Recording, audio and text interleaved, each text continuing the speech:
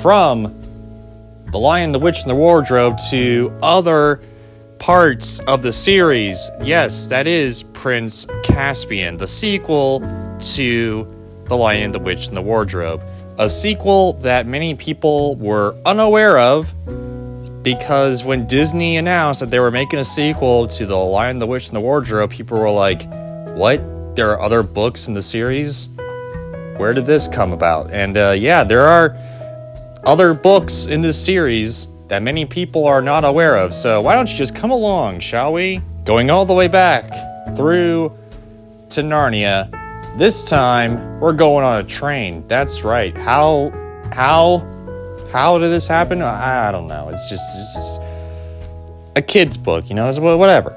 This time, the 4 Peregrine children are, going on a train ride, and they get transported back to Narnia. But this time, even though, they tried before to go through the wardrobe, they can't do it again. But this time, they got transported back to Narnia. This time, it's 400 years in the future. So all of their friends that they've made in the previous book are dead. The beavers, dead. Mr. Tumnel, dead. Most of the magical centaurs are dead. Most of the people are dead. The only thing that's alive, technically, is Aslan, but no one's seen Aslan in a long, long time. And not only that, but there are humans, there are people, regular people, not dwarves, not weird, crazy fantasy things, but there's actual humans in this world now, and they've got their own kingdoms, and they're battling the Narnians to take over their land, because their land is just the greatest land that there ever was.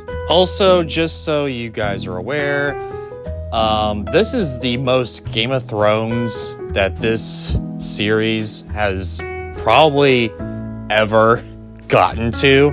There's a lot of political intrigue where Caspian, the prince, if you will, is trying to take the throne from his evil uncle, because, yeah, his uncle's evil. The evil uncle, he was trying to kill Prince Caspian, but, his half-dwarf tutor guy who's been teaching him about old Narnia and all that, I guess helps him out to not die by escaping and giving him Susan's horn, which is one of the, Father Christmas gifts that she was given and all that, and he blows it, summoning the Peregrine children, and they come back into Narnia again. The end, or so it seems.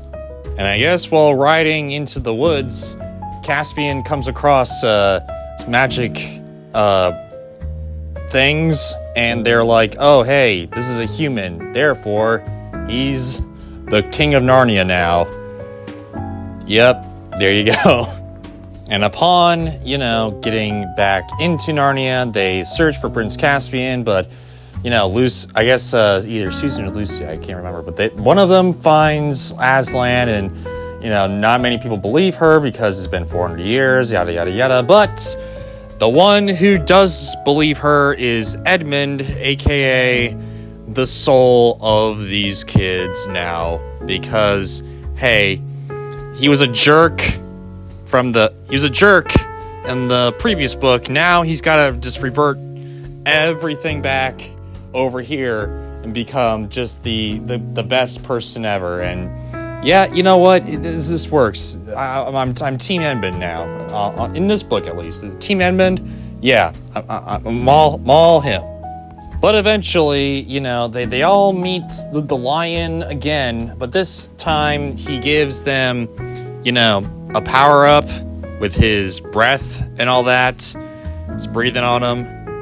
It's Christian, you wouldn't understand. But anyway, he tells the guys to do basically what they were going to do anyway, and, fight the evil uncle, while he takes the women and does some very, very Jesus-y stuff You let a mighty roar to awaken the spirits that have been in hibernation or whatever for the 400 years. The 400 years there's been asleep and all that. But yeah, And on the Peter and Edmund front here, I guess they tried to use some black magic, or at least they were trying to be coerced into using black magic to resurrect the evil witch, which they were like, hell no. Heck no. So they decided to, just take him out. They win, but Caspian is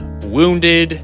Because of the mortally wounded, I guess, Peter challenges the evil king uncle to mano a mano, like one-on-one combat and all that. And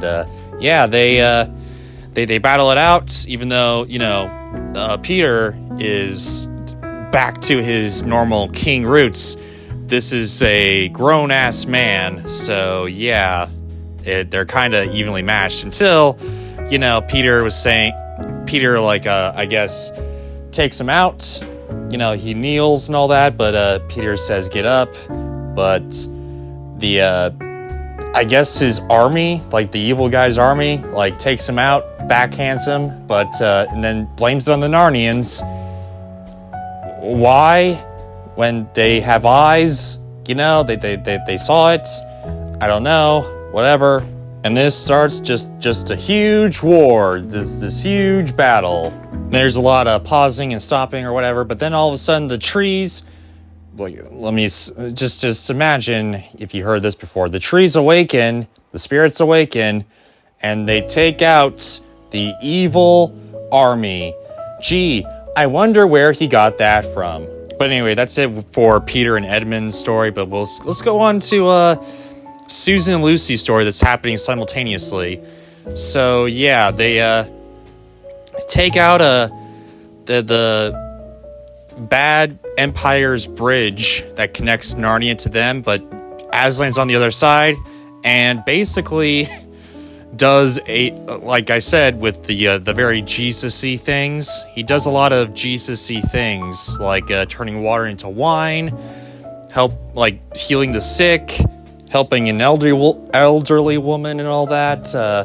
It's basically taking from the Bible and doing all that stuff. Interesting. Also, what's not found in the Bible was, him destroying a couple schools, and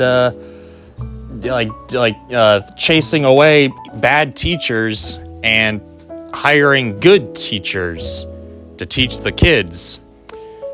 Yeah, that didn't happen in the Bible whatsoever. I'm glad. Creativity. Nice. It's after all this that the people, they follow Aslan back to where Peter and Edmund are, and basically Aslan gives like a huge lore dump to the Tasmarans. I think that's their name. Again, I didn't listen to the audiobook, sue me. But apparently they were actually humans from the world, from like the actual real world, and they just stumbled upon a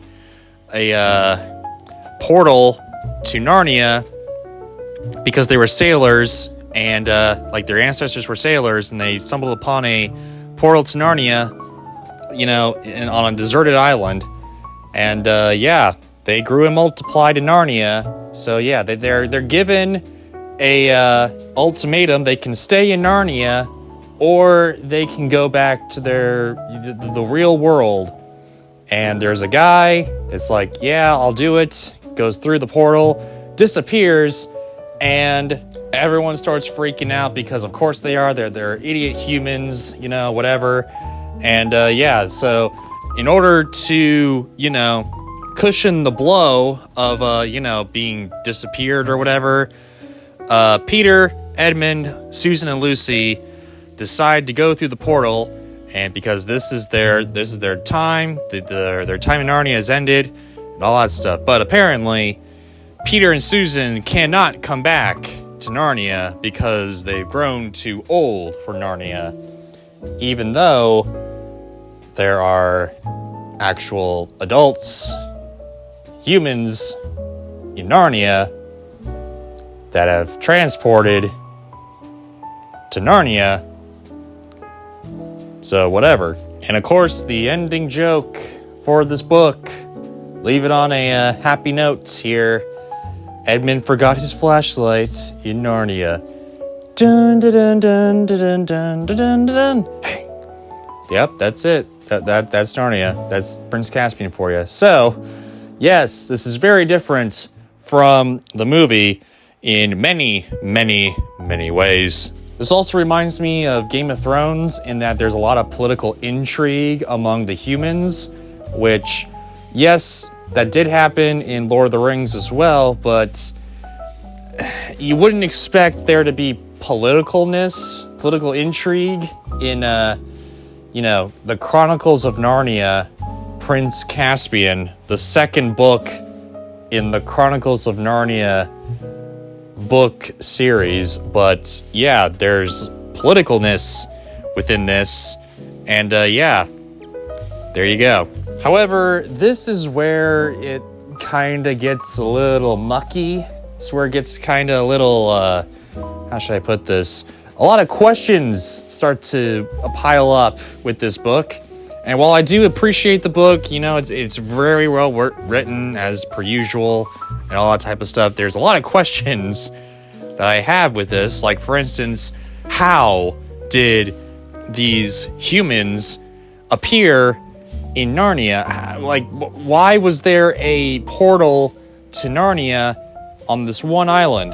Why are Peter and Susan not allowed to come back even though other humans, grow old and die within Narnia? So what makes them so special? Why do they have to not come back? Also, why has 400 years passed within this book and, the first book, but then, all of a sudden it's like 20 years in the third book? What's the deal with that? However, I do appreciate the message within this book.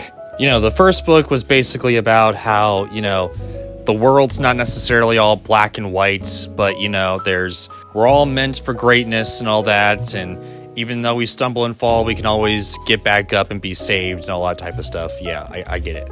But I don't know. I appreciate this message a lot more, which is what a lot of people tend to do, even though they are not religious or not, but they still do to a certain extent to other things, and that is having faith, having blind faith for something that really, something that probably won't come, or something that eventually will come. Like with Aslan, right? Aslan was just not there for 400 years.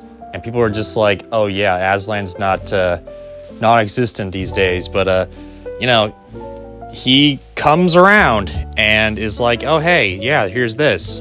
And, these humans also heard of Aslan, but they were like, whatever, he's just a legend. But then all of a sudden he comes around and they're all just like, oh wait, hey, maybe we should be listening to this, Also the deal with the blind faith, right? Like, these people are considered idiots because, we as the readers know that Aslan wouldn't do this type of thing, but the humans are just like, oh wait, maybe this is a portal to some weird dimension or something, Like, there's a lot of crap like that within this book that's just like, wow, maybe we're kind of like that with certain things, right? Even if you're not Christian, and I'm not saying that you should or shouldn't or whatever, but I'm just saying, life finds a way, as the Jurassic Park guy, Jeff Goldblum says in the film and all that, life finds a way, and what goes around comes around and all that type of stuff. Sometimes you just gotta don't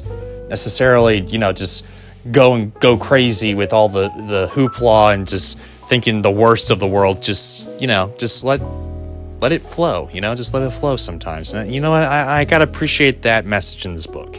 Who knows, maybe I'm the only one that read into that whole thing, but I personally got that message within this book a lot more than I did the first book. So, but anyway, am I the only one that got that message? Comment below and let me know, because I would like to know. Maybe I'm crazy or something, I don't know. But yeah. So, yeah, the weird thing with the humans in this book is kind of bizarre too, and yeah. But yeah, this book, surprisingly enough, has a lot more political intrigue in this world than I previously thought. Made me think of Game of Thrones, you know, because Game of Thrones is basically just politicalness, you know. I don't know, maybe it's a little too much here, but anyway, yeah, there's that. Bada bing, bada boom. I still say this book is below The Lion, the Witch, and the Wardrobe, specifically because of how it's written. Mainly because, you know, the kids in the first book were doughy-eyed and all that because, yeah, this is the first time they were experiencing this thing. But, you know, this time they're still doughy-eyed, even though it was like a few years ago or something, you know? It's, yeah, yeah, it gets a little old for me for the second book, so it's a little not as below as you may think, just barely below Chronicles of Narnia, Lion, Witch, and the Wardrobe, but yeah, still, it's not better, to say the least. But yeah, this is the thing that most people were kind of wanting from Narnia, because they read Lord of the Rings, and they were like, well, where's all the battles and stuff? Where's all the political intrigue? Here it is.